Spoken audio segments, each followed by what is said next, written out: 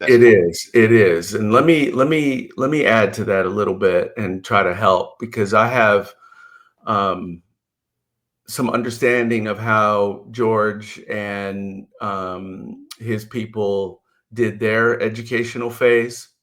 hmm Um, and it was mostly like Gramsci, they did it on the yard mostly. That's how it began during their period of exercise. Okay. So you got to catch people when they're ready for it. Number one. true. Number two, they asked them one basic question. It's the Malcolm X. It was the same question that was posed to Malcolm X. And I find it to be a very powerful um, question that doesn't put too much historical weight on people because I think people perceive history as heavy, Yeah. especially when they're struggling. Because I mean, everybody's struggling right now, but people who are literally struggling to eat and be housed and live their lives are feeling all that extra weight. And so when you start talking to them about history, I think sometimes that can be heavy, but you can still get to it. But I think you can get to it with a basic, clever question. This is the question that George hit everybody with, and realize you okay. So let's set the scene. You're sitting in a prison yard, guys. Jacking up weight, playing basketball, talking shit, whatever. Here's the question: why are you here? Mm. And remember, in Malcolm X's autobiography, it hit him like a sledgehammer because they didn't come at him with all kinds of religion and stuff right away. Why are you here, brother? Why are you incarcerated right now? Mm. Why are you homeless right now? Why do you not have enough to eat? I'm not talking about, well, what happened was. I'm talking about why. Now we can start to get into what I call, and not just me, but raising of political consciousness. Welcome to the channel. Nice to have you. Hi, James. It's lovely to be here. How you doing?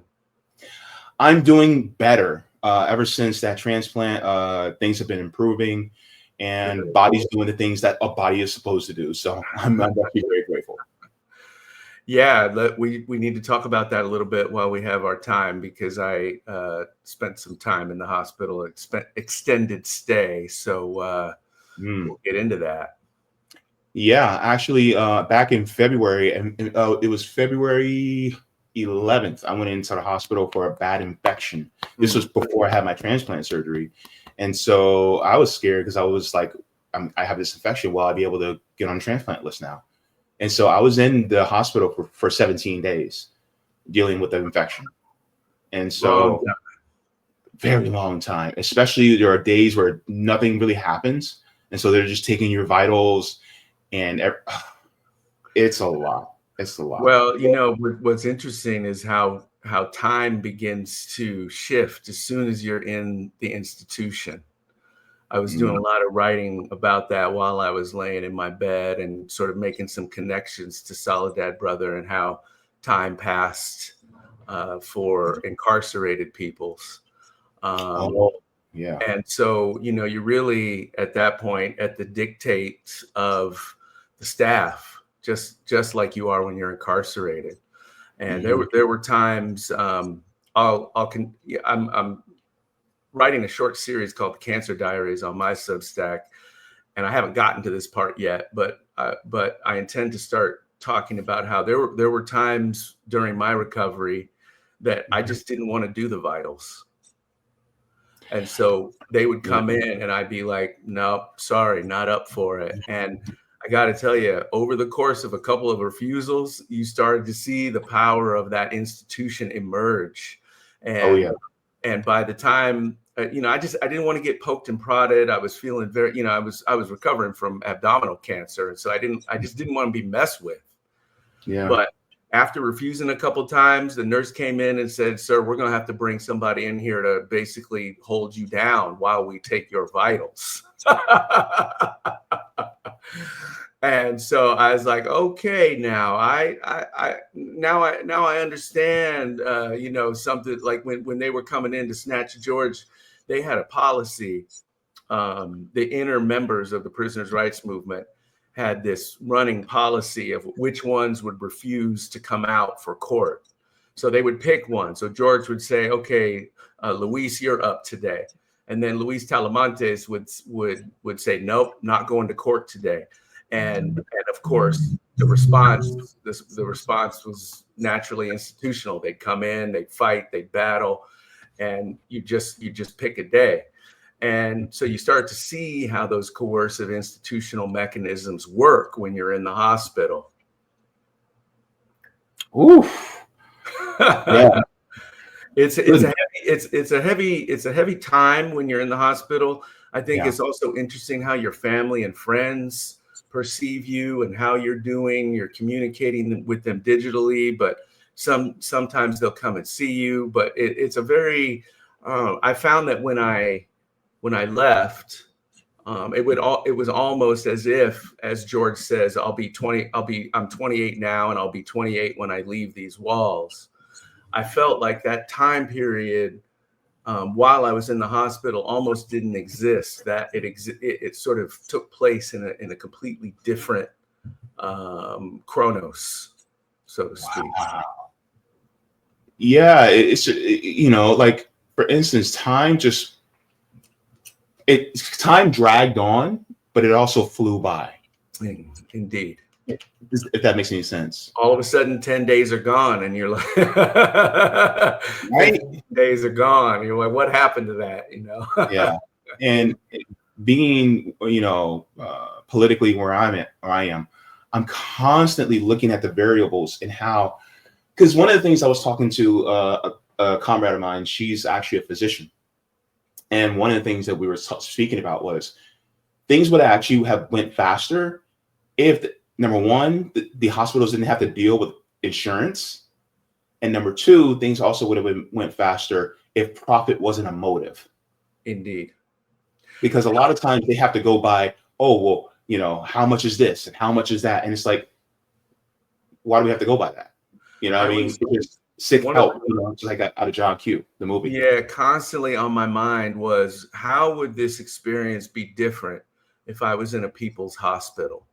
How would, not just like the flow of my care, which actually was, truth be told, it was at a very high level, and I appreciated the staff immensely. Mm-hmm. But also the lines of communication get shut off. There's certain things that they can't say or won't tell you. There are all kinds of routines that are built into the bureaucracy of capitalism, that are not present in a people's hospital. So I was like, what, man, next time I get cancer, I'm going to Havana. No doubt. I would love to go ahead. I'd be on the first thing, the first aqua vessel on my way over there. Cause I'm in Florida too. So all I got to do is drive down to Miami and right there. Brother, you right there. When I've been there, I'm tempted every time to just pull up and go there. I truly am. Let me ask you this: advanced society. Have you ever got to meet Assata Shakur? Interestingly enough, I haven't, and here's why. Because when I go to these places, and up until a few years ago when I got sick, I was doing a lot of traveling.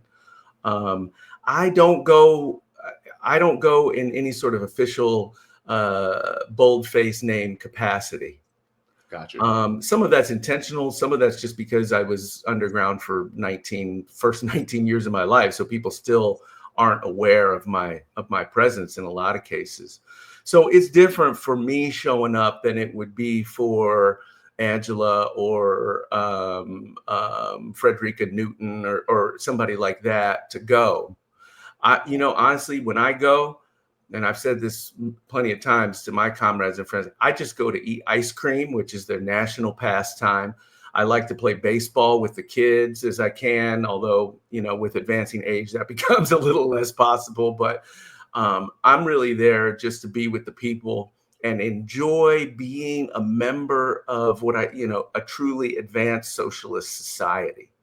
Wow. That is my point for being in Cuba. It's not necessarily not that I wouldn't want to, chop it up with Assata. It's not that. It's just oftentimes I get more out of just being with the people, and it may be a little selfish, but I just want to experience what it's like to live a little more free. Can we expand on that? Like, what is it like to just, once you, either if you go there by boat, if you go there by plane, when you land there, what is kind of like the feeling once you get to Havana? Is there, does it feel almost like somebody took a yoke and just took it off your shoulders? It's definitely a waiting to exhale moment. Wow. You get as Jimmy Butler said last night, not that I go around quoting class enemies, but you get your joy back. You don't, the stresses and strains of living in the imperial core, so to speak, are lifted. You don't have that constant paranoia that we are always having to sort of shove down or shove away. Particularly as Black men, just living in occupied territory and knowing that we can get snatched up off the street at any minute. So there's that, but then also the discourse with a literate population. You could carry around a book and somebody will say, "Oh, comrade, what are you reading?" I mean, that don't happen here. Dude, I almost started to cry. I literally almost started to cry. I had to hold myself back. It's an emotional experience.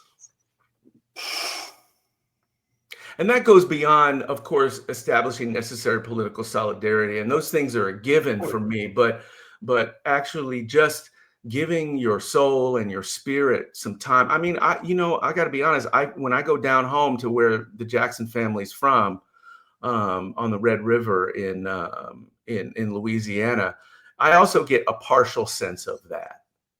And so, I think you can get it in bits and pieces here and there. I also feel it very strongly when I'm in the West Bank, ironically enough, under other occupied territory. But my positionality as a Black man and as a son and nephew of a martyr feels different in the West Bank and in Cuba, right? It's a more accepted reality of things. So for me, it's I know I have a comrade over there right now, and she's going to be bringing back some up to the date information about what's happening there. But yeah. I just I just feel constantly pulled towards leaving the country.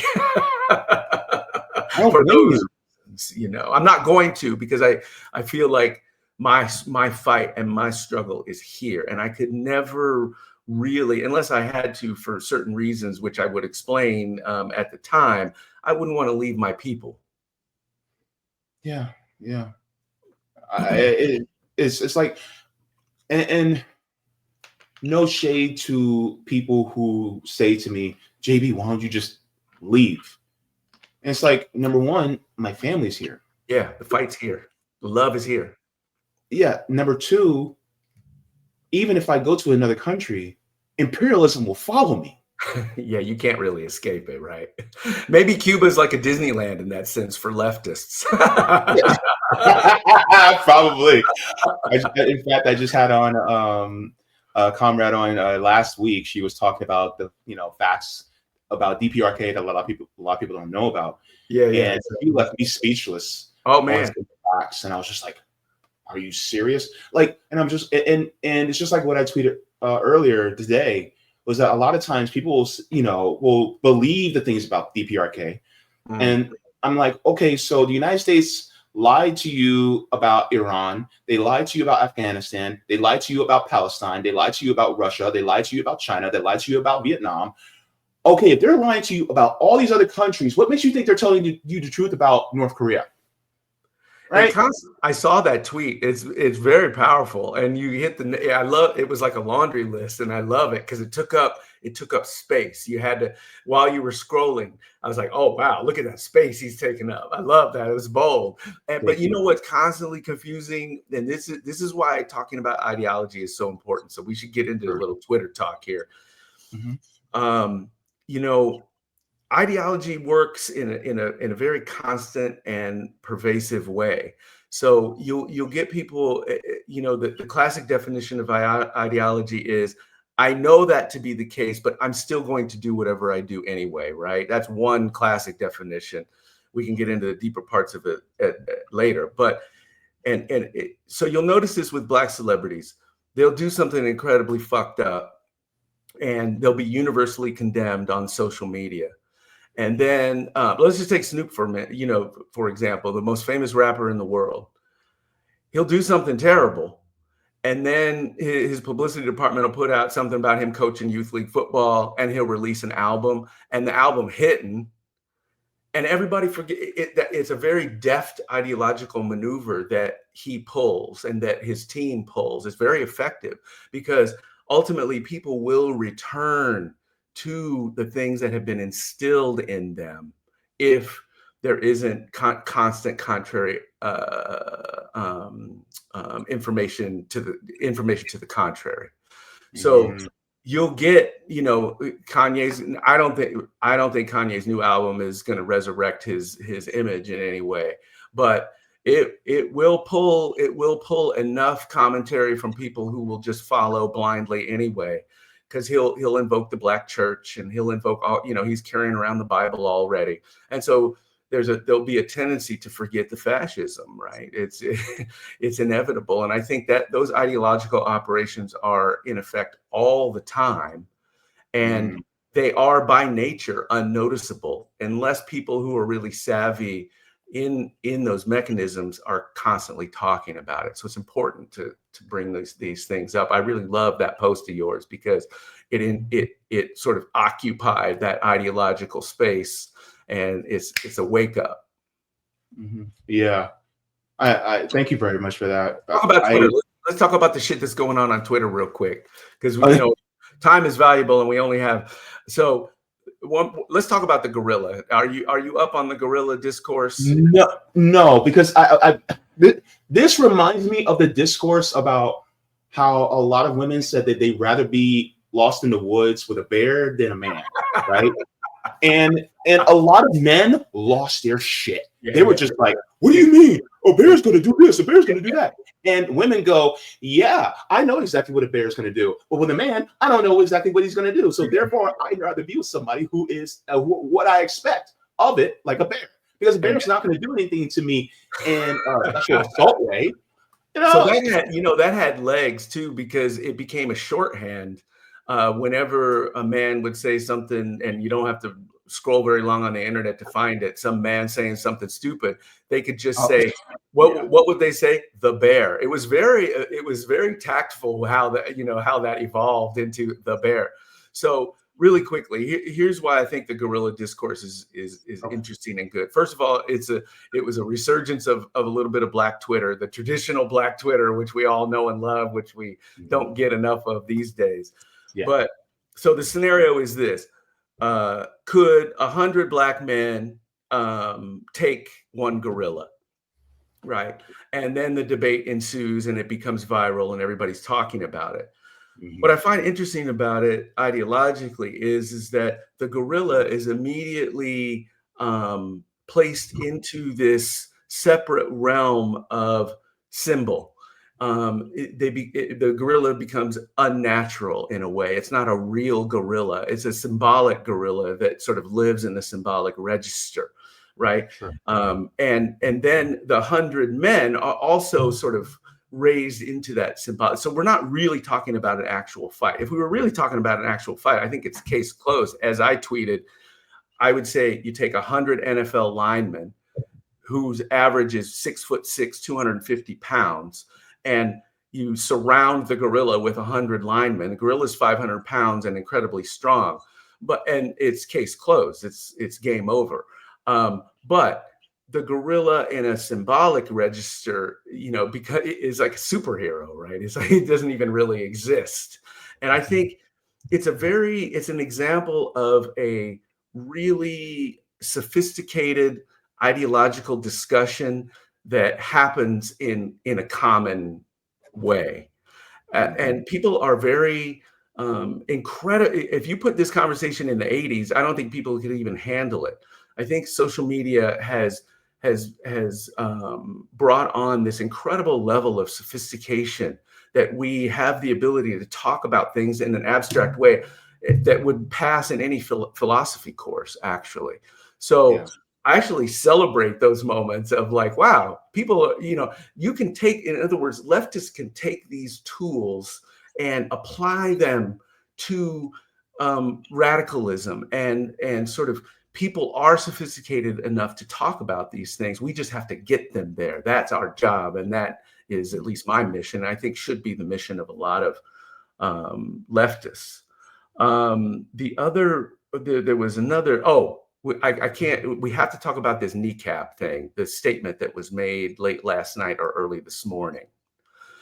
Now, I don't know Kneecap. The Kneecap is the Irish rap group. I think it's a hip hop group. And they came on by wearing those masks with the shiesties with the Irish colors on them. Okay. Okay. And over the last, I don't know, 6 weeks, they've become sort of, you've seen them more, let's put it that way, mostly for their Free Palestine statements, anti-imperialist statements, and they were becoming very, very popular. Mm-hmm. Last night, early this morning, they issued this incredible statement that they go along with some leftist platitudes, and then about a quarter of the way through, they say we are not, have not ever supported Hamas or Hezbollah. Okay, and although I've never heard their music, I felt compelled to sort of condemn that statement, because the one thing that a leftist cannot and should not ever do is renounce solidarity. It is just basic building blocks 101. And actually, when somebody pushed me on that and said, hey, listen, they're probably just trying to avoid terrorism charges or what have you, my response was quick and to the point. I said, honestly, I would just take the charge and fight it in public court. You cannot renounce solidarity. It's just not done. They, simply leave it out. If you have to make a statement, leave the condemnation out. It is unacceptable, and they're going to face long-term consequences because of it. I mean, imagine this, James. I'm up against it with the powers that be, and they're trying to bring down charges on me. And they come to me and they say, listen, if you make 3 statements, you condemn all Black radical movements, you condemn all movements for incarcerated peoples, and you condemn everyone associated with Free Palestine, including Hamas and the people of Gaza, and da-da-da-da-da. If you say those 3 things in your longer statement, we'll cut the terrorism charge. Now, wait. Can you imagine? Even in my wildest nightmares, I cannot imagine ever making that statement. I'd take the charge. I'd say, let's just battle it out. Yeah. Well, that calls into question one's integrity, right? It's like, for instance, who am I to tell an occupied people how to resist? I have no right, right? Just like many people, particularly white people, did not have a right to tell Nat Turner how he should resist his slaveholders. Indeed. I dare you to do it, because you would lay out on the floor if Nat Turner got word of it, right? And so the thing is like, they're literally an occupied people. They're experiencing, apartheid, which is just basically Jim Crow over there. Indeed. And so we know how bad it is, and we're going to condemn them for resisting that, or pull back support, which is in some ways even more devastating. While you're trying to build a movement, you've got people who are up front, who are taking slings and arrows, and now all of a sudden they're like, well, no, we're not going to take any more slings for you now. We're going to pull back and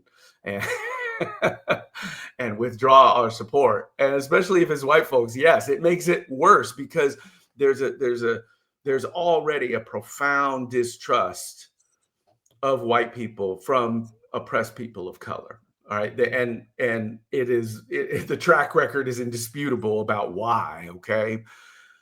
But when there, and that's why you see that's why you don't see Black participation in radical movements right now. There's kind of a wait and see attitude as far as when I talk to folks, right?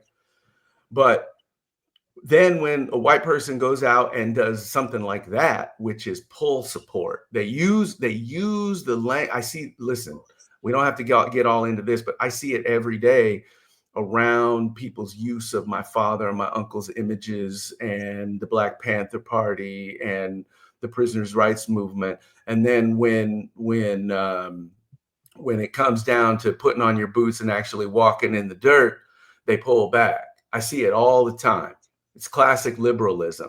And so they use these photo opportunities to be reading a book saying, about Hezbollah or whatever. And, all of a sudden, you've eroded not only your support, but you have damaged the movement in ways that I think are just inexcusable. Inexcusable. Yeah. It reminds me of, even some people who consider themselves to be on the left. Some of them consider themselves to be socialist, communist, Marxist, Leninists, who will appeal to the bigotry of other groups in order to try to bring them into the left. And it's like, but what are you doing? Now you're going to alienate another sector of the working class just to appeal to another side of the working class. And now you're creating this rift between them, when in reality, you should be bringing them together. And then it makes me question, well, if something goes down, and if I'm in need of help and solidarity, I can't trust that you'll be there to help me and back me up. 100%. Because you're willing to throw either groups, different marginalized groups, under the bus just for the sake of appealing to a certain subset of the working class. Because I wear a few hats, right? LGBTQ, disabled, Black, you know what I'm saying? And it's like, no, you can't do that. Because the thing is, like, if you're going to alienate me, that means that you're not for the entire working class. If you're for the entire working class, you're for the entire working class. But unfortunately, some think that we have to just appeal to the majority. But the thing is like, the bigotry is aside. When you erode solidarity by getting into particularities of certain things that you don't like about somebody's selfhood, it's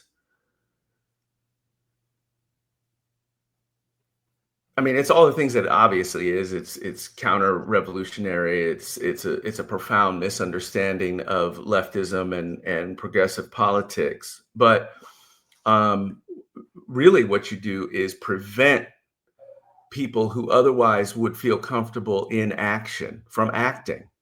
Like you said, if I go down on the line for y'all, is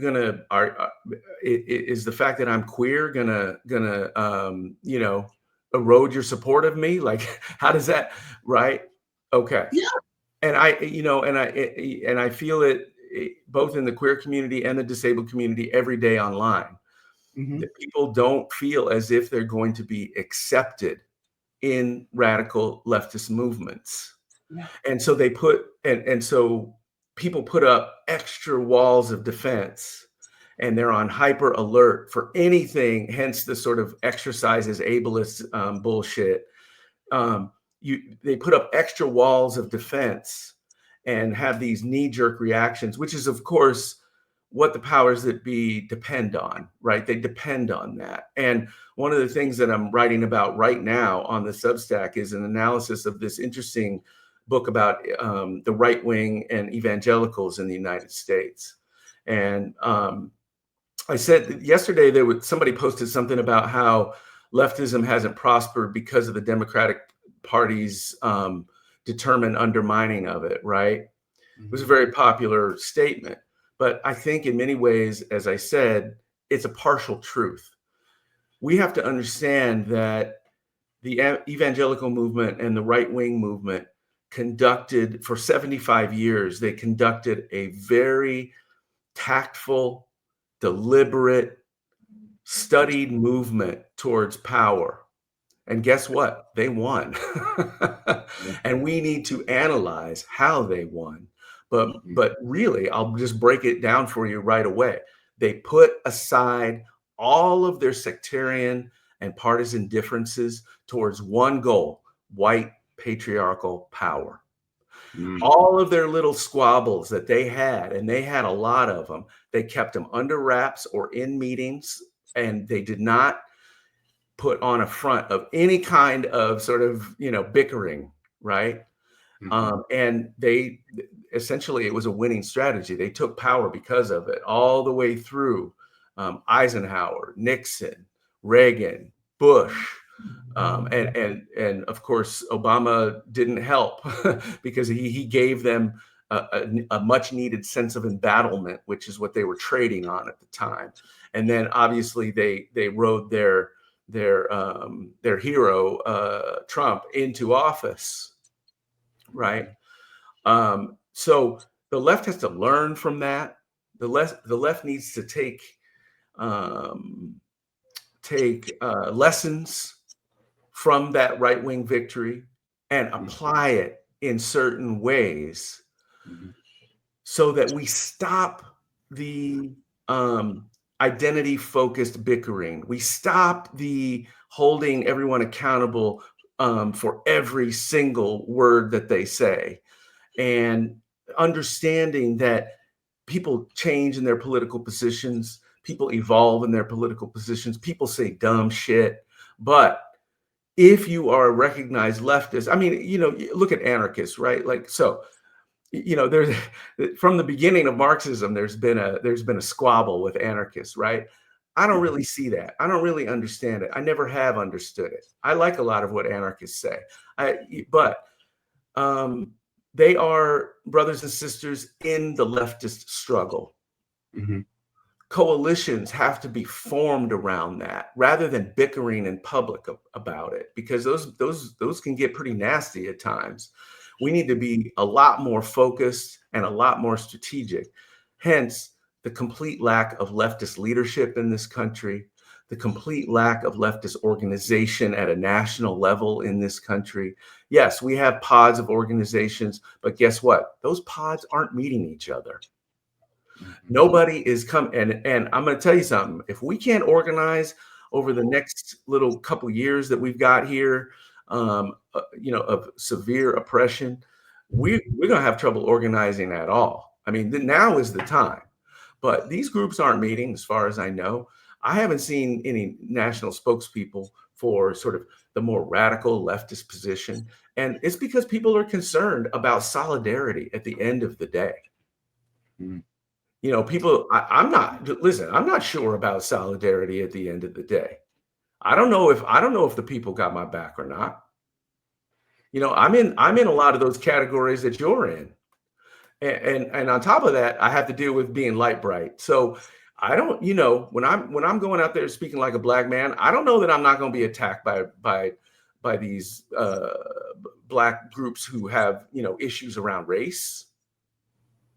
I mean, I'm free to have those conversations, but until I've had those conversations, man, hey, I have that wait and see attitude myself right now, to be honest. Yeah. It's like, it feels like, especially those of us who are marginalized, it's like, we're like, okay, we got to wait and see if they're actually going to stick with us or not. Because if not, then we have to preserve it. It's almost like a self-preservation move.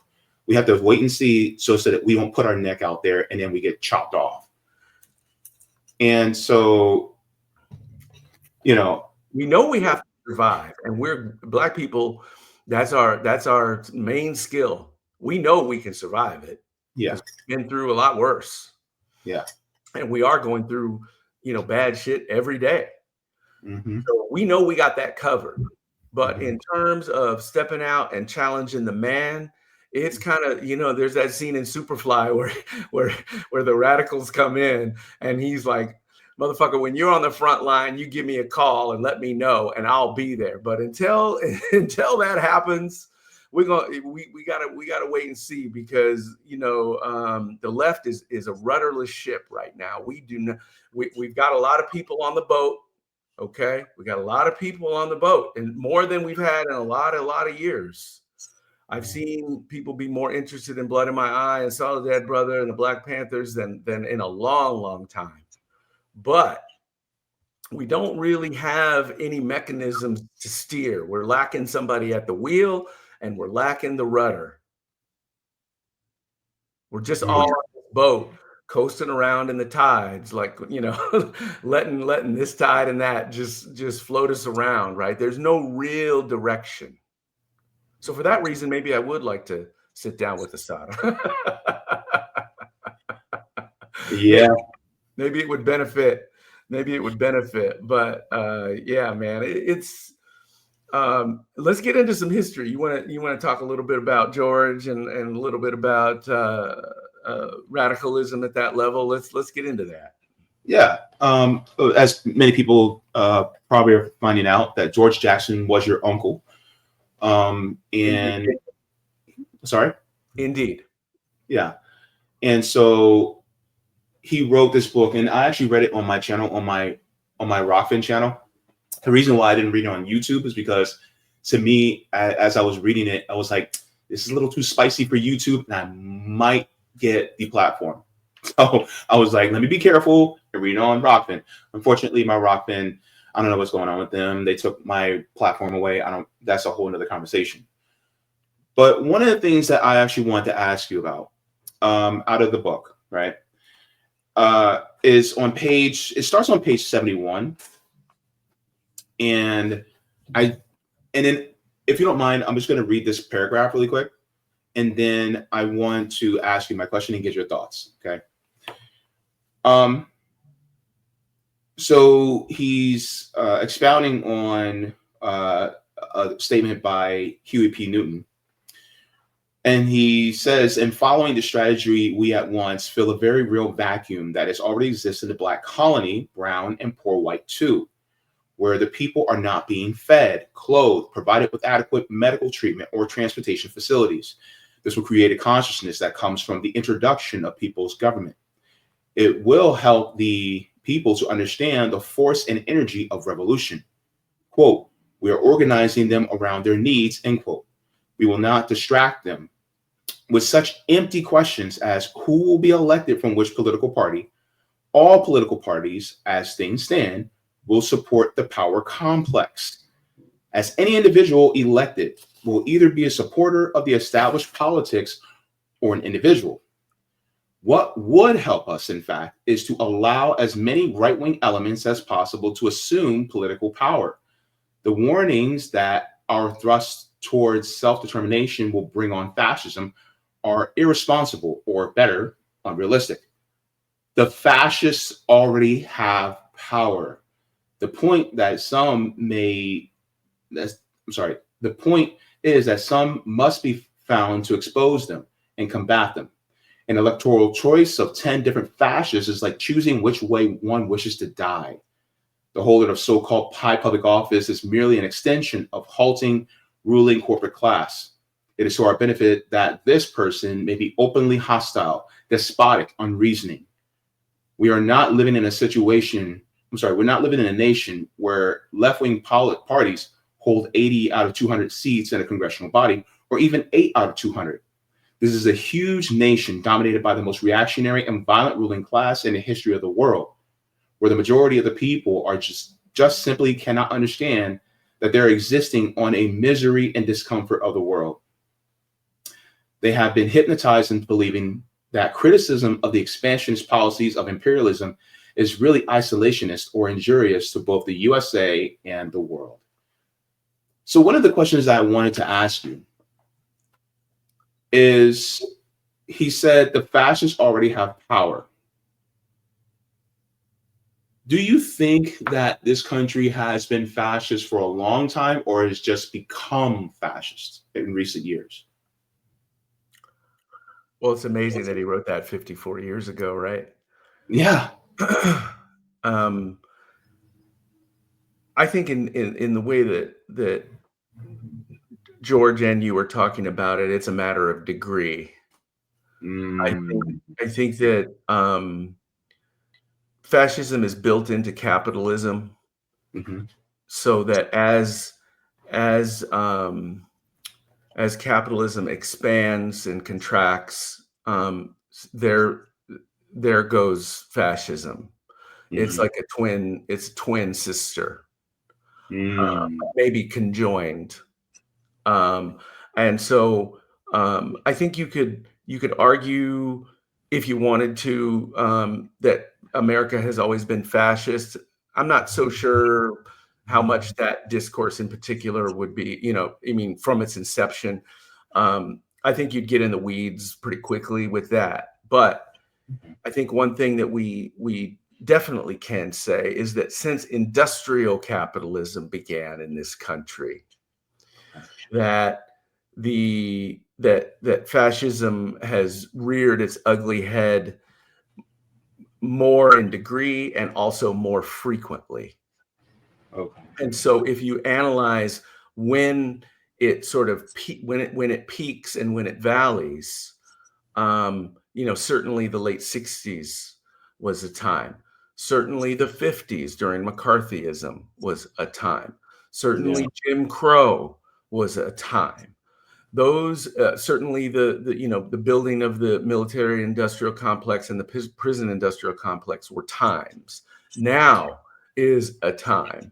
I would argue probably since 2015, 16, we started seeing uprisings of, that it's the 10-year anniversary of the Freddie Gray. Next year will be the Ferguson. Um, and then obviously the pandemic intensified that. Trump intensified that. Certainly George Floyd intensified that. Ahmaud Arbery intensified that. So you'll see points in times in which it's more evident, and which it's to a higher degree, such as, you'll see proclamations coming from the administration about pigs entering. I almost called them people. Excuse me. Pigs entering people's homes without a warrant. Mm-hmm. You'll see this summer. You'll see martial law in small pockets around unrest start to be declared. You'll see protesters being shot. You'll see. And so we are in a highly fascist period right now that I think George is speaking to when he's saying, yes, it's always been this way, but when we let the right wingers win, we see it more intensified, and there's a lot of opportunity to form coalitions and solidarity and advance during those periods, where in other periods people are a little more asleep, like during the Obama years, right? Like we weren't all asleep, but particularly speaking to my community, a lot of Black folks went to sleep during the Obama years. Oh well, it's all good. We got our guy in office, right? Meanwhile, he's bombing the hell out of the world and deporting people at a record rate at that time, and not closing Guantanamo, all the despicable liberal things that he did. Yeah. But that goes to the point of we tend to sort of lull ourselves to sleep during periods of relative unrest, whereas now everybody's really activated. Mm-hmm. Now, Yeah. let me say just a couple of words about people's needs, material conditions versus ideology. I think it's really, really important to understand that right now, material conditions for revolt, unrest, and even the big R word are ripe. Okay. You've got people with food insecurity, you've got homeless, you've got people's medical bills being basically unpayable. You've got direct oppression with illegal, anonymous kidnappings going on left and right. As a matter of fact, one happened at the end of my block last week while I was outside. Seven trucks pulled up to a condo, fully armed, ARs right out of the back. I mean, they are loaded for bear, right? So here I am sitting here like, well, what the fuck am I supposed to do about this? I mean, so but the core of that is it's a tenet of fascism, which is disproportionate response. Now in the Black community, we see that all the time. You'll pull one Black man over. How many cop cars surround it? 4 or 5, right? Yeah. But that disproportionate response is a good marker of fascism. But curiously enough, although we have all of the material conditions, this is why you always got to call cards on people who only read Marx and Lenin, declare themselves a leftist, and then try to analyze the current situation. It's not valid. You have to bring in ideology, because ideology is what tamps down a lot of times the normal spark that would occur under material conditions. Okay, so what George couldn't have foreseen in 1971 is the degree to which ideology is more and more and more pervasive in our lives, i.e. Twitter, i.e. however you want to, whatever ideological consumption that you do. Yeah. Now, we can flip that as leftists. I mean, there's good news. The one reason that I stay on Twitter is because it is the one place where I can find common cause with radicals around the world, right? Ironic that it's happening in an app owned by a fascist, but, we can flip it, but we've got to continue to press and work hard at flipping that and realizing that taking up people's time and space with radical discourse is always a positive. Mm. So it's not just about, just to be clear, it's not always about material conditions.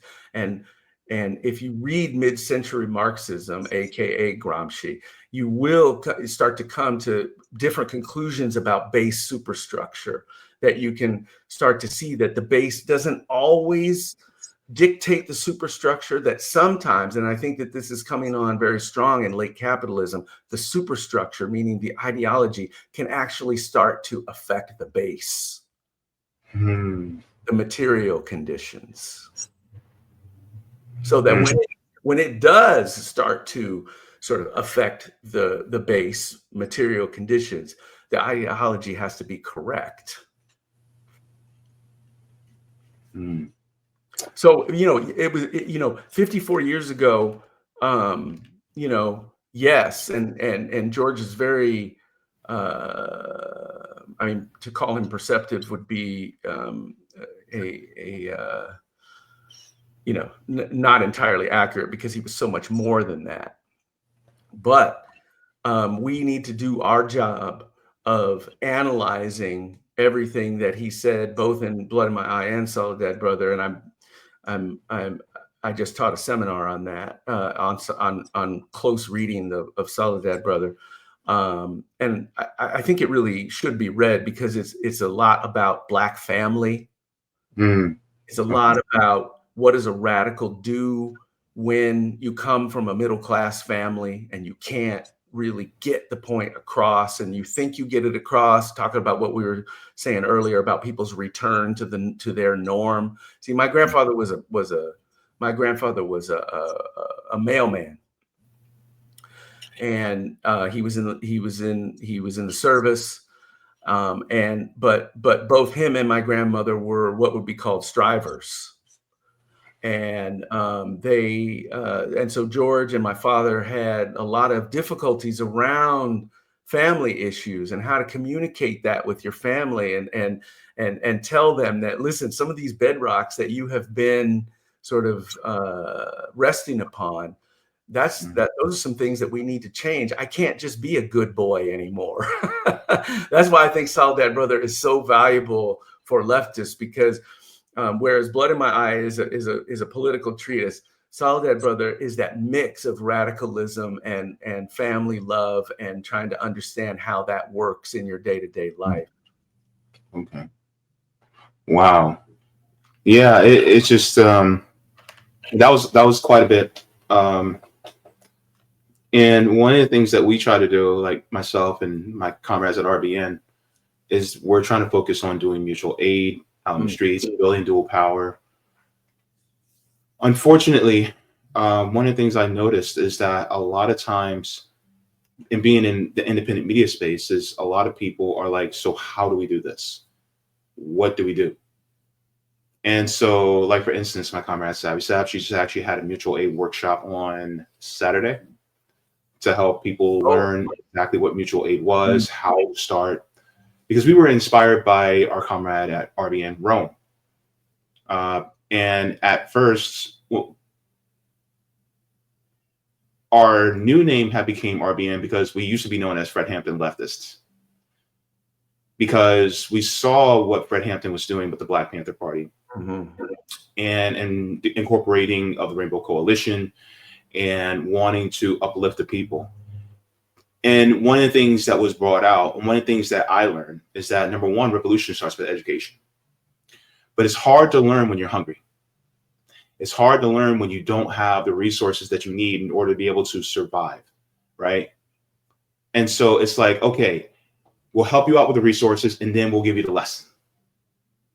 And that's something that we're trying to do, because we want people to realize that they have more power than they know. well, let me ask you this. What is your definition of education? How do you see it? Education being knowing the actual objective history so that you don't repeat the sins of the past. And knowing scientifically how human behavior, how it's fed through how we develop, because materially, if you're not given the resources in order to be able to pursue something that is beneficial to society, then you're going to do whatever you can in order to preserve yourself, even if it means degrading society at the same time. And so this is what happens in a lot of, places that are in poverty, is that they are trying to survive. It's the person that's drowning, and then the person that tries to save them, they're struggling so much that they're about to make them and the other person drown, because they just can't get themselves out of the water. And so it's really just showing them like, hey, calm down, kick your feet. All right, now you kick your feet. Now you start to wade the water. And then we're teaching them on the fly, but we're also kind of holding them up with the mutual aid too. It's like, okay, don't worry, I'm not going to let you go, but I also want you to swim along with me. And so that's what we're trying to do, is we're trying to say, hey, I have the limbs just like you do, right?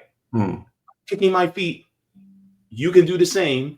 And then if we all kick our feet and wade ourselves through, we can actually make it to shore together.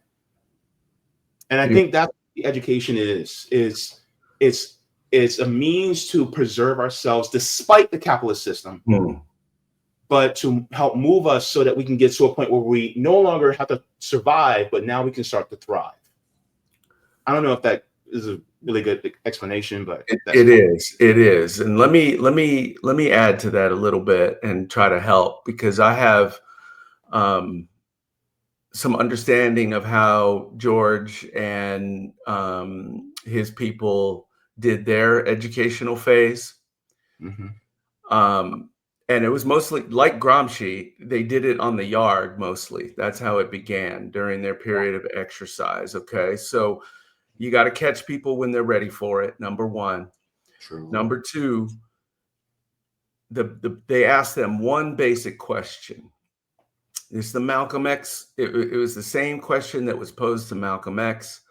And I find it to be a very powerful question that doesn't put too much historical weight on people, because I think people perceive history as heavy.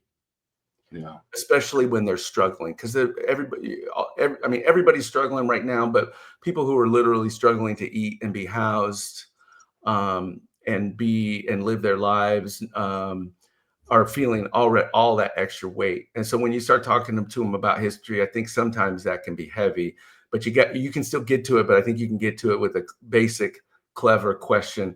This is the question that George hit everybody with, and realize okay, so let's set the scene. You're sitting in a prison yard, guys, jacking up weight, playing basketball, talking shit, whatever.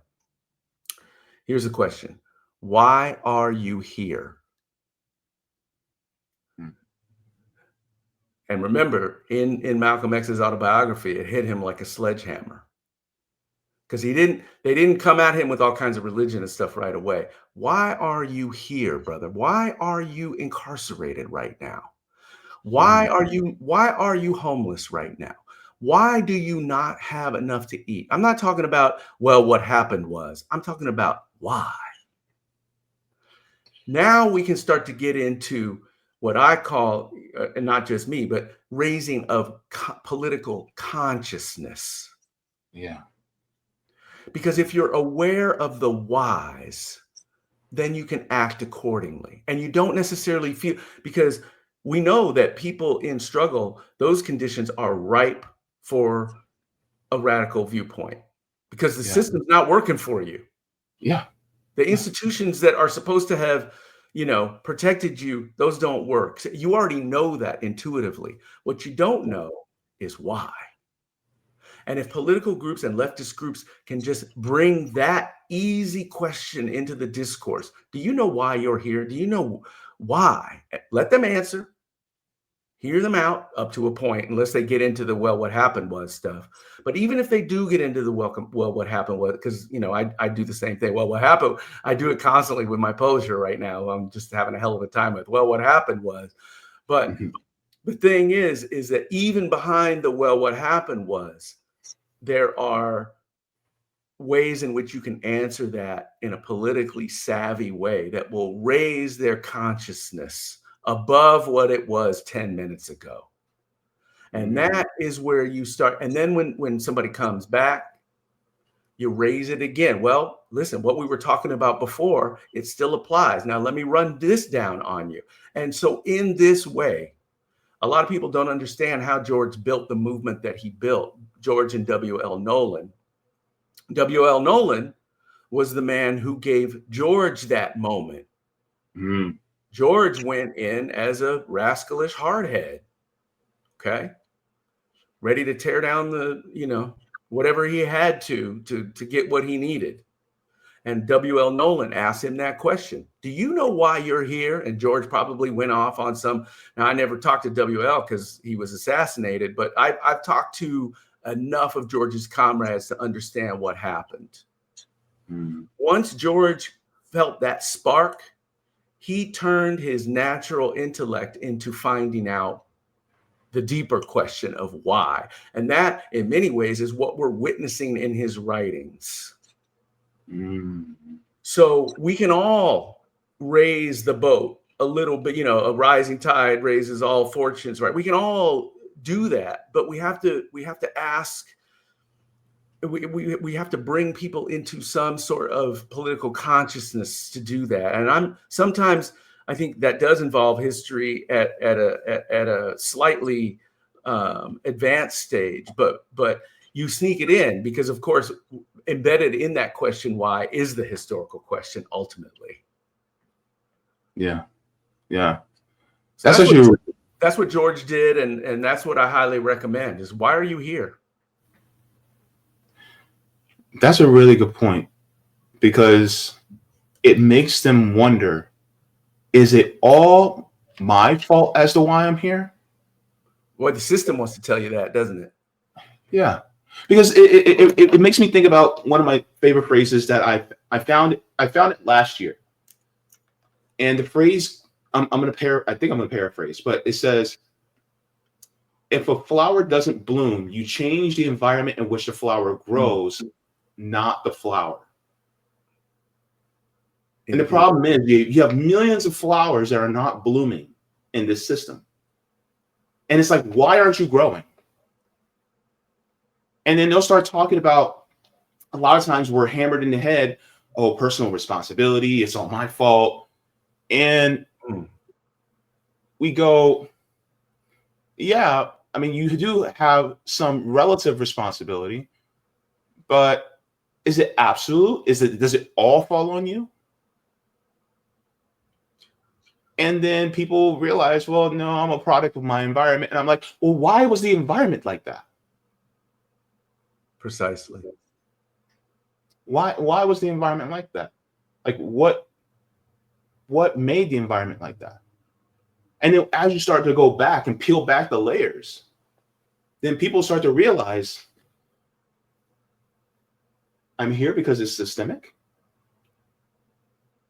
And then it goes to, well, then what do you think the solution would be in order to make sure that you're not in the same position, or your children's children aren't in the same position as you? And that's when you can lay down the Bible on them, give them a little Communist Manifesto and say, I got the good news. I mean, it's interesting. At that point, you become a proselytizer, right? And that's why I've been talking about for the last few weeks about Marxism as a spiritual practice. I'm not bullshitting about that. You really are coming at things in the same way a preacher would, right? But you're doing it for much more real terms, but you're converting you're maybe not converting their spirit, but you're developing their spirit. Awakening. You're awakening their spirit, precisely. And that is always a good thing in that sense, especially when it's coming from the righteous place, right? You're not preaching the end of days. And in fact, you're preaching the great transformation that our society has to go through if we want to continue existing on this planet. I mean, it's a literal life or death question at this point. So there is a little spiritualism in it, and some would say there's a lot of spiritualism, but we shouldn't duck that. We should lean into the spiritual side, because at the end of the day, James, what is faith? Faith is believing in something that you can't see right now. Yeah. Well, actually, because I'm a former evangelical. Faith is the assured expectation of things hoped for, the evident demonstration of realities though not beheld. Perfect. Well said. I mean, you say it a hell of a lot better than I do. I'm gonna tell you that. But listen, I'm gonna tell you something. You know why Angela Davis is one of the greatest speakers of last century? It's because she grew up in the Episcopalian Church. And she listened to those preachers. And when you go to an Angela Davis speech, it's like a rock concert. She controls that crowd like the best preacher you ever heard. It's unbelievable to hear, but it's coming from this righteous place. It's very, very, very powerful. So use those tools. Yeah. I mean, I try to use my tools whenever I can, especially in teaching, and at the same time, one of the things I do on my channel is, of course, I read George Jackson's book. I read Michael Parenti. I'm currently reading Margaret Kimberly's book. And I want people to come along with me as I'm learning.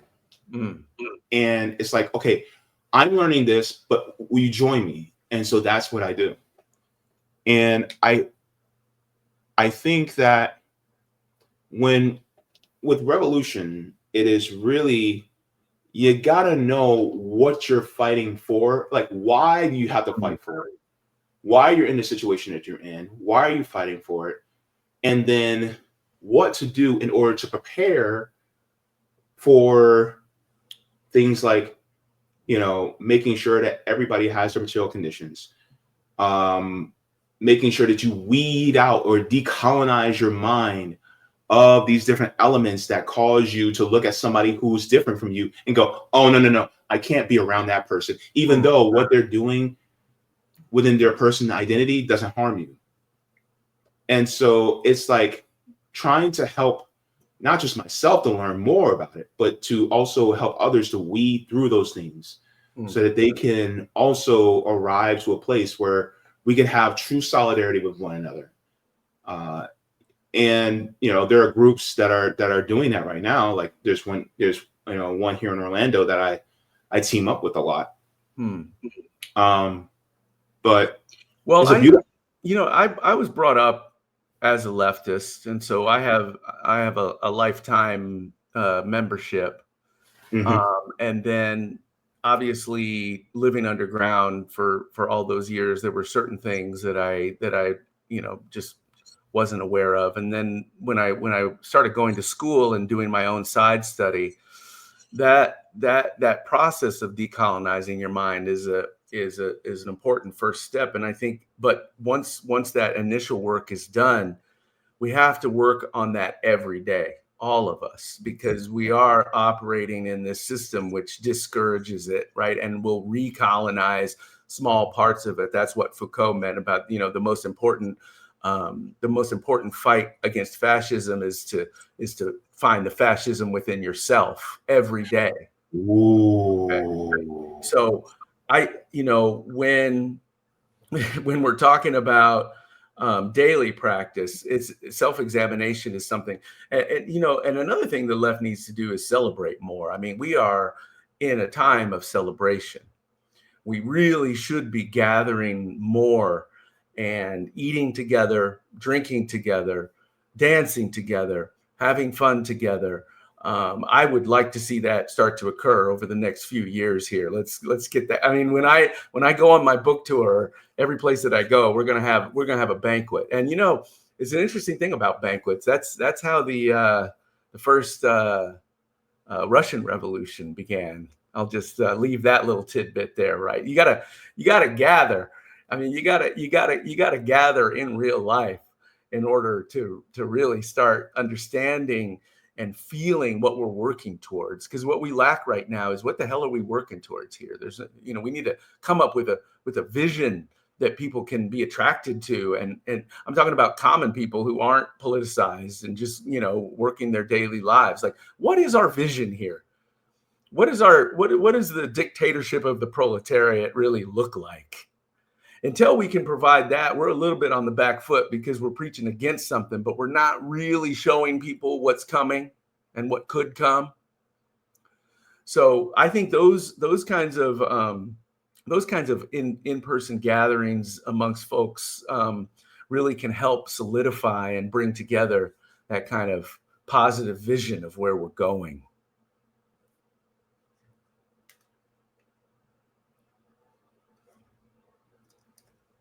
You're absolutely correct. And that's why I look at it like, because me and another comrade, we talk about this all the time. People need to get outside and touch grass. Indeed. Because hug a comrade. Sleep with a comrade. Let's have sex with a comrade. Wait, I'm kidding. But my thing is like, if you're not breaking bread with these people who you call comrade, then are you comrades? Telling you.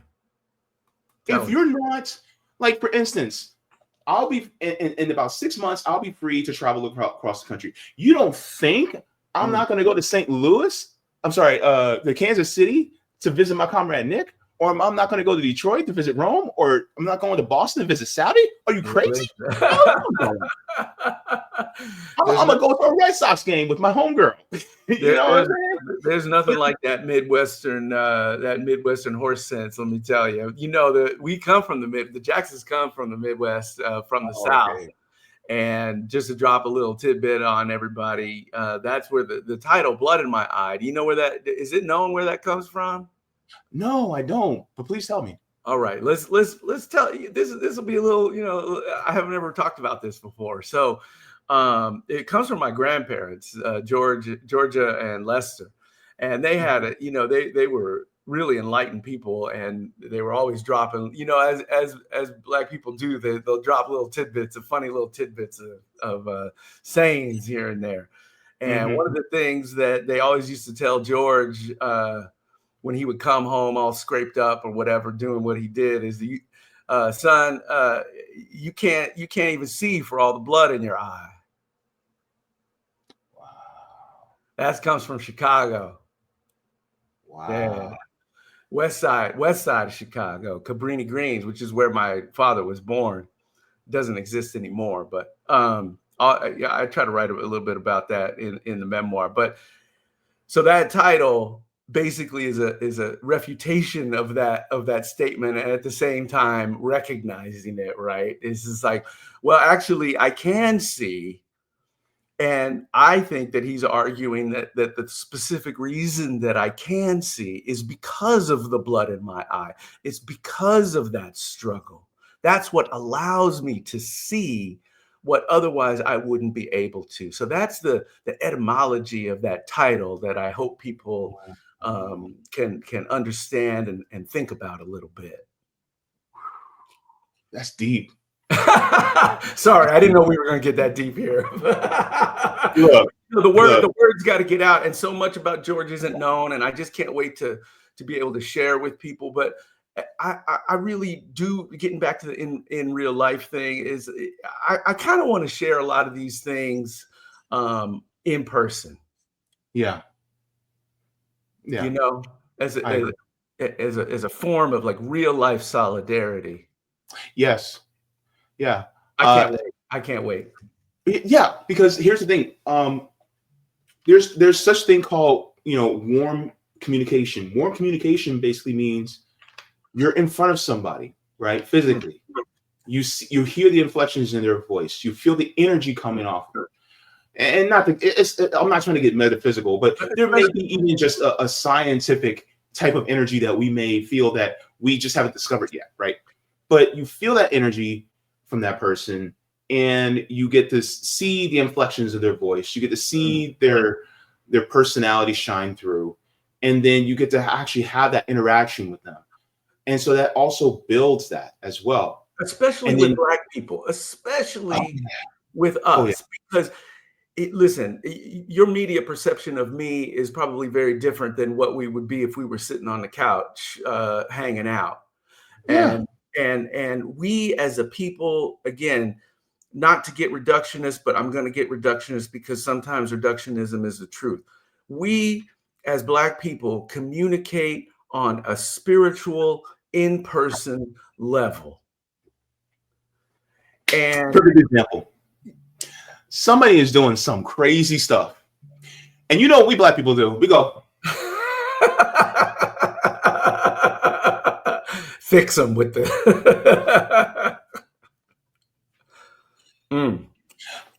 and we know exactly what we're saying.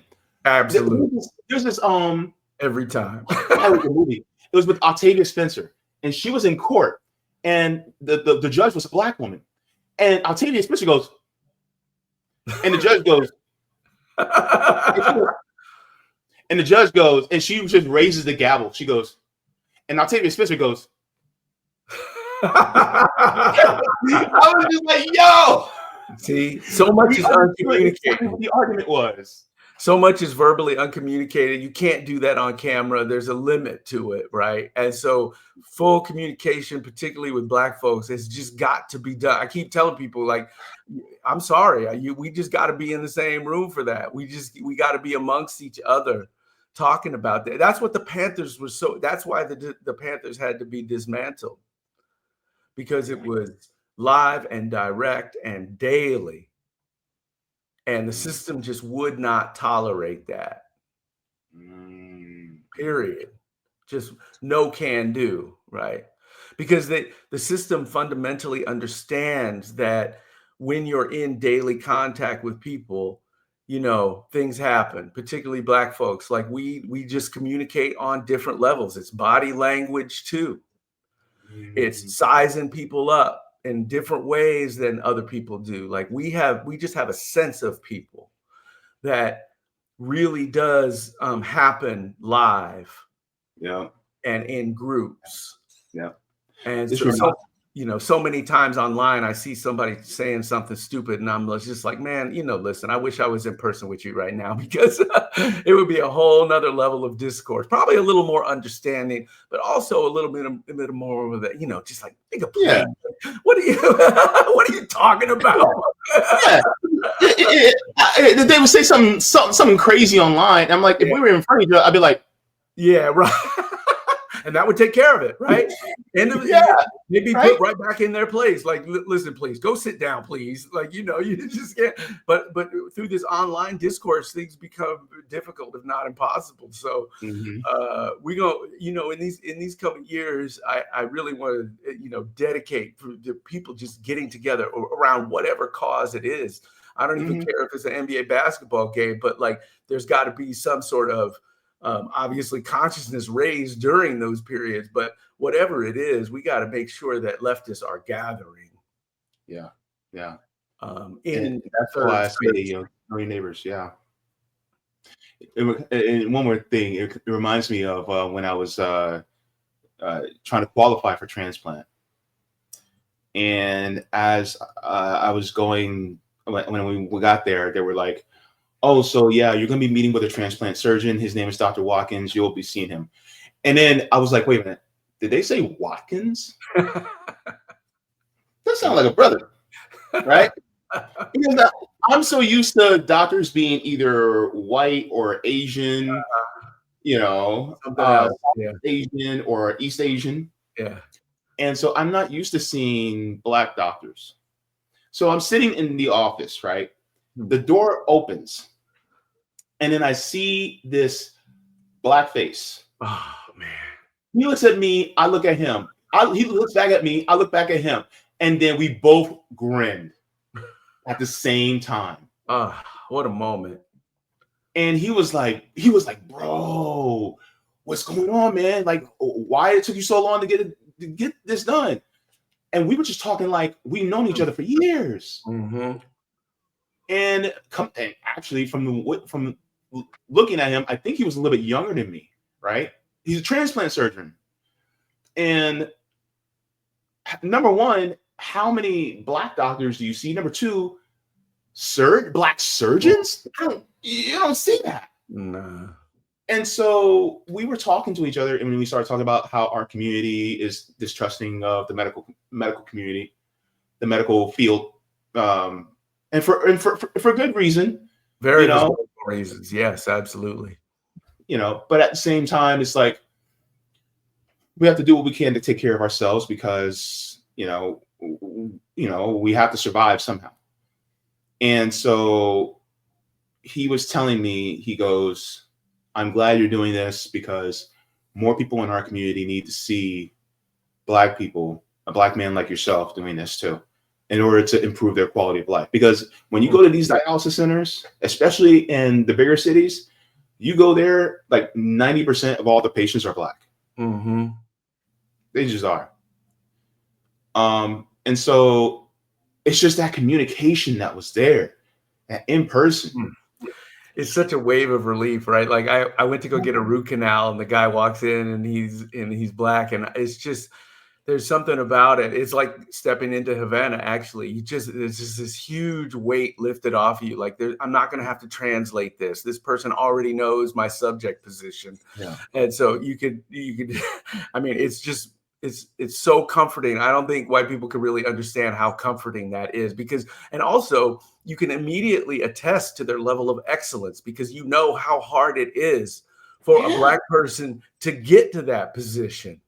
So you're like automatically, you're like, okay, I know this person is super competent. They already speak my language. And so I feel like this is going to be a success. I write about that a little bit in the Cancer Diaries when I'm like half of my paranoiac period.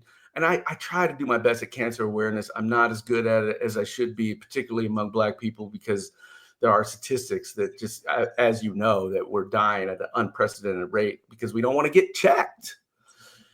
So, but I was writing extensively about, being paranoid about like, am I really sick or do these white motherfuckers just want to carve me up? Like I was really concerned about it, dog. Like it wasn't a small thing. I was actually like freaked out about it. Like, are they giving me the real deal or do these sadistic people just want to slice me open? Yeah. Sometimes I feel better because I know what some of these medical textbooks say about, pain among Black people versus white people versus Asians. Like they'll be like, oh, because they have thicker skin. I've seen medical textbooks up till 2015 saying the same stuff. Listen, when I was 3 days post-surgery and they started coming in trying to take me off of the pain medication. And this is a major surgery too. I mean, they did literally like slice my gut completely open. I had colon cancer. And so 3 days post-surgery, they come in, they start talking about, because of the lawsuits with the Sacklers and everything. They're trying to like not give me the pain medication. And I got the distinct feeling that as I was protesting that, there was an insinuation that I was like, weirdly enough, drug seeking, right? Which is absolutely insane, right? But here you are, you're on a bed, you can't move, white people all around you, and they're telling you, hey, this is, we're going to put you on tramadol. And I'm like, listen, 3 days post-surgery, that's a little soon, isn't it, doc? But again, you're not talking to a Black physician. You're not talking to somebody that already understands you, and you get put in this category of, oh boy, here's this, mulatto or Negro or whatever, however it was that they saw me. I'm never sure. And so, you're always thinking about that as your positionality as a Black patient. It's always either in the back or in the forefront of your mind, but it's always on your mind. Yeah. There's a comrade. He is always in the chat. I haven't seen him in the chat so far today, but his name is Roger Meadows. And one of the things he proposed was like we should have a freedmen's hospital. And I was confused at first. I'm like, a freedmen's hospital, that means we're only going to be serving Black Americans? And he's like, no, just like, you have Catholic hospital, you have Jewish hospitals, things like that. They serve everybody, but it's ran by people who are, in that community. This is the time for that, James. That's what I'm saying is it's time for a celebration of leftism. Right now, we can talk about these issues and not sound insane. Like you're right. This is the time that you can get across freedom, people's hospitals, Black-centered hospitals, universal basic income, universal health care. Like this is the time we can get these ideas across, and have people listen. I mean, it's up to us to sell it. But man, I hear something like that, and it immediately it's like, yes, absolutely. And not only that, I can see Black physicians coming to some coalition and actually making something like that happen right now. Yeah. Because we're all under siege. Yeah, definitely. I am, there's so much that I want to see in the near future. And I want to continue to see Black excellence, but I don't want to see an adulterated, perverted version of Black excellence. That's a loaded term there, brother. Yeah. Well, it's what a lot of us mean, which is, Yeah. Okay. So here's my thing. When I go to someone who is not on our political end of the spectrum, and I say, what is Black excellence? They'll start pointing to people like Jay-Z, Beyonce, Rihanna, Byron Allen, Tyler Perry, what have you. And I'm like, is that really Black excellence if they're, exploiting other people, including people of their own race? Is that really Black excellence? Or is it, because it seems like Black excellence in their mind is being more like white people. Yeah. Not white people in general, but really the white supremacist nature, right? It's like achieving in that realm. And I'm like, I don't want to achieve in that realm because that means that I turn my back on my people. Black excellence is establishing a freedmen's hospital. Yeah. That's Black excellence, right? Black Panthers is Black excellence, like that. I think we gotta redefine and bring people back to what it actually is, right? Du Bois could probably have a voice in that conversation, I think. Yeah. Man. God, there's so much more I want to talk about. This conversation went way too. That's okay. We can do it again. I'm here. If I'm not up in the mountains or whatever, I'm available. All right. So let me share your Substack really quick so that people can see what you're working on as well, because I wanted to make sure. Please do. And the reason that I'm doing this, I know Substack has its detractors and I'm aware of that. But the thing is this, that my memoir has been somewhat capriciously delayed by the publisher. It was supposed to come out this fall. And for reasons of political content, actually, they've made, the gatekeepers can make whatever decision they make. So right now, this is my way of continuing to work. And in some ways, it's actually vital work because I'm able to talk about what's going on right now as opposed to just in a memoir format. So I've lowered the price of it. It's $5 a month, and I would ask people to support if they can. Yeah, definitely. So yes, if you guys have not already, then you can also always go to his Substack. I'll also make sure to put it in the description as well, so you guys can get that.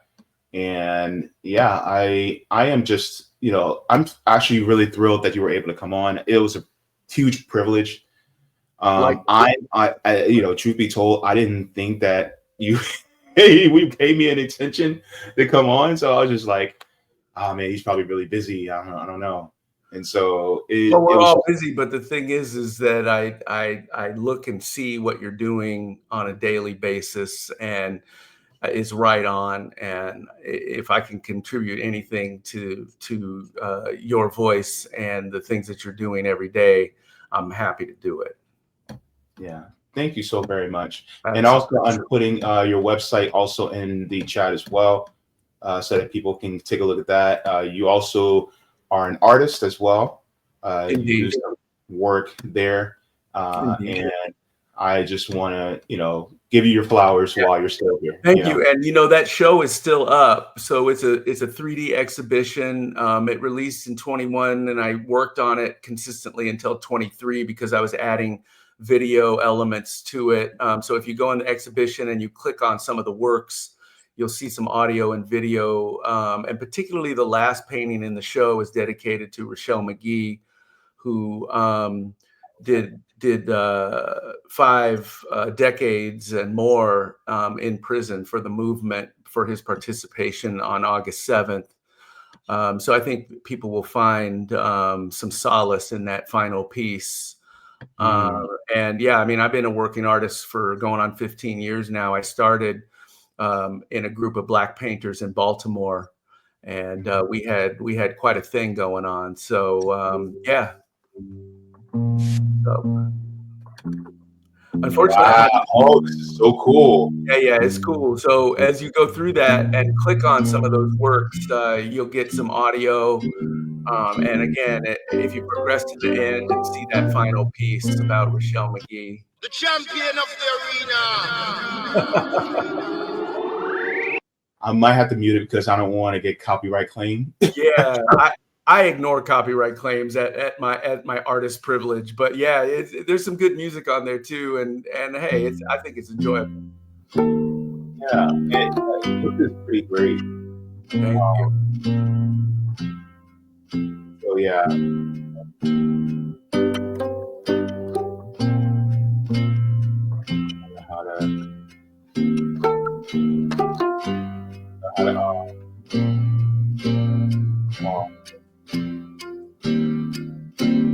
So ultimately, I want people to be able to see this type of work. Thank you. Because one of the things that I also am comrades with, they're a studio called Right Brain TV. They actually curate a lot of, they're filmmakers as well, but they also curate, and they have a streaming service that brings movies from countries from the global south, especially. They'll do North Korea movies, Cuba, Laos, Soviet movies, things like that. I don't see nearly enough of those. So yeah, I'd love to see more of that. Yeah. And they host a lot of, and they're very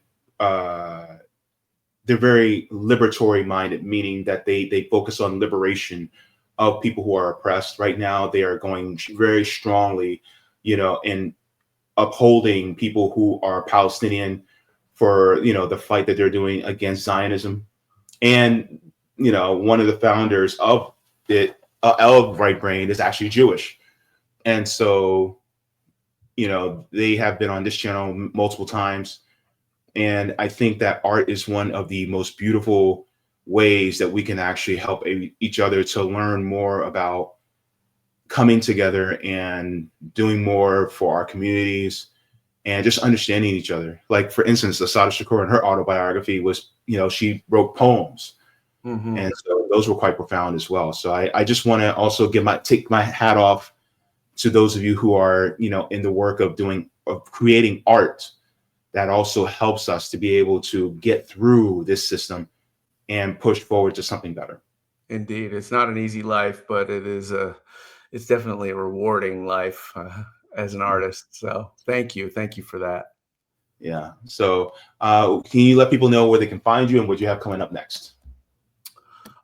People can, I mean, I'm chronically online right now. So between that and my Substack, and editing this memoir, that's kind of, I got my head down a little bit just doing some editing, but I'll be out more this summer. I hope to visit plenty of, particularly, actually even before summer, I'll be going on to some campuses and meeting with some student groups and talk about tactics and how resistance can be conducted. So yeah, I'll be out there, but most of the things, like I said, will just be online on the socials. I'll let people know where I'm at.